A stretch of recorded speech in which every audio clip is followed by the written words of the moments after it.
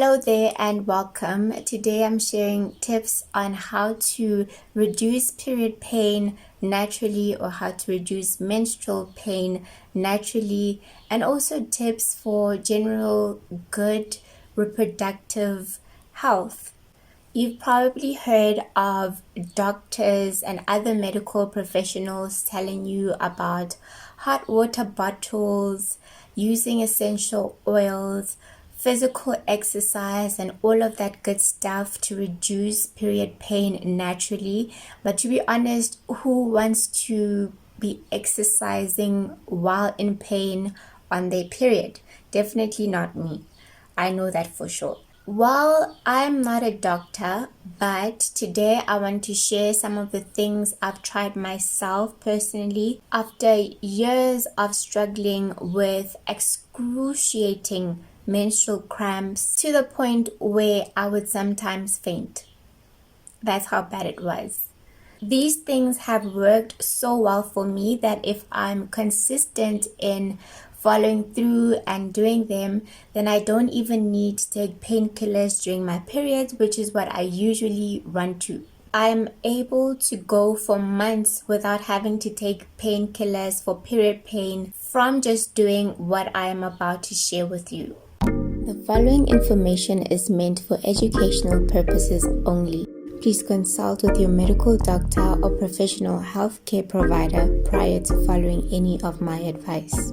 What I've come to notice is that by me doing the things that I've been doing, I've been able to naturally avoid other female reproductive health issues such as fibroids, endometriosis, and the like. For those of you without any female health issues and your problem is just the severe menstrual pain or period pain, then this video will also be helpful for you, because while taking painkillers is the easiest way to deal with the pain, consuming painkillers every single month can have serious side effects on your body. These tips that I'm about to share on how to reduce period pain or menstrual cramps naturally have helped me personally to reduce my intake of painkillers significantly. Number one is work on your gut health.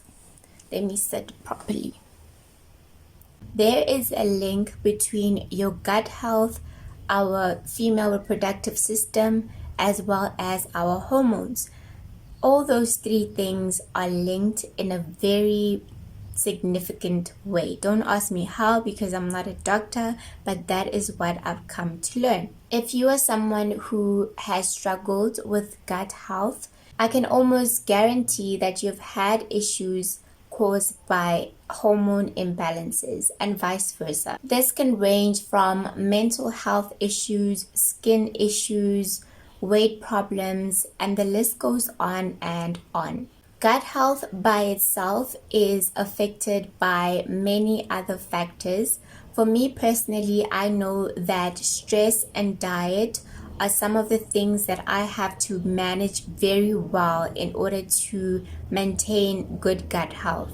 And that leads me to point number 2, which is try to limit or completely stay away from foods that cause inflammation. Our bodies are all different, so these may be different foods from person to person. But generally, if a certain food causes you constipation, diarrhea, headaches, skin issues, what else? And other issues in your body, then it's just best to stay away. Something that can also be helpful is to just Google what inflammation is in the body. Tip number 3, there are certain foods that are known for a fact to cause feminine or fertility issues, and I will list them now. But I first want to mention that with the exception of one item on the list, I still eat all of the foods that I'm about to mention. The key is moderation and also being strategic about your intake of these foods. For example, I am not about to overindulge on any of these foods just before a period unless I want to go through hell. So you want to completely stay away from, or at best limit, the following foods. Number one, coffee. I generally don't drink coffee, but I recently went through a very busy period where I wasn't getting enough sleep, and in order for me to stay awake during the day, I drank coffee. It wasn't even a lot that I was consuming, but when I tell you that it didn't even take a week for my hormones to start acting up. I even started spotting, whereas that hadn't happened in a very long time. I also know of another lady who says that she experienced issues with fertility because of her coffee intake. So coffee is definitely not healthy for us women. Number two is sugar. Sugar causes a lot of inflammation in the body. I used to be someone who struggled with constant headaches and migraines from a very young age. But ever since I reduced my intake of certain sugars, I no longer have that problem.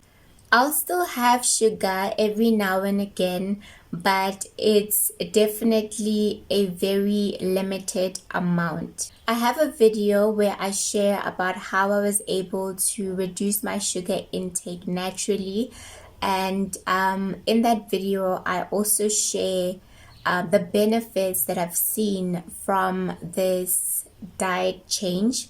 I will link that video in the description box below and also in the cards above. Food number three is linked to sugar, and that is fizzy drinks. Okay, this one I don't even need to speak a lot on, but I just want to share my own personal experience with a certain type of fizzy drink or soft drink. There's one drink called Iron Brew. Now, I used to love Iron Brew as a child, but every single time I would drink it, I would experience severe abdominal pain. I don't even know if this drink is still around, but every time I think about it, I think of that intense pain. So obviously it was having some effect on my reproductive system. Now, of course, now I'm older, I wouldn't even try to go there because I had been drinking it throughout my life and I eventually decided to stop. But I'm just saying, it's bad enough already that these drinks have so much sugar in them, but that one type of fizzy drink really was bad for me. For someone else, it could be another type of fizzy drink that has caused them a lot of issues. Number four is dairy products. I apologize for the lighting. The sun is going down, so I'm gonna have to wrap up soon. But dairy is bad for us. Now this one is very hard for me because I personally love dairy products such as cheese and ice cream, and I've recently found plain yogurt to be very useful in treating something that I've been struggling with. But I do try to limit my intake, especially when it comes to cow's milk itself. The last food on this list is red meat. And this is because of all of the hormones that they put in our meat these days. Try to substitute red meat for something like lamb.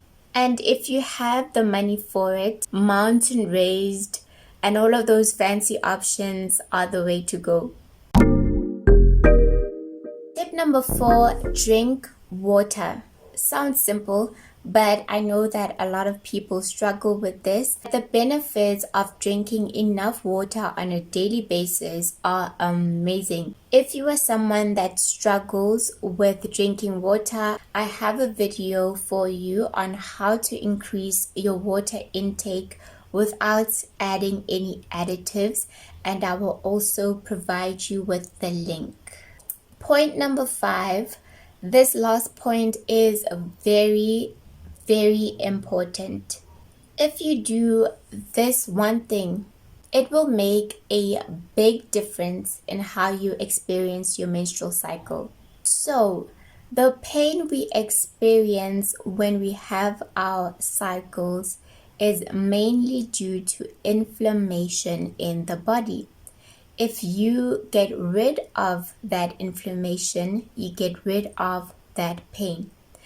I've already spoken about inflammation earlier on in the video, but with this point, it's a little bit different. So what you can do starting a few days before your period is work on keeping inflammation at a minimum. The first thing you can do to achieve this is by consuming anti-inflammatory foods and drinks.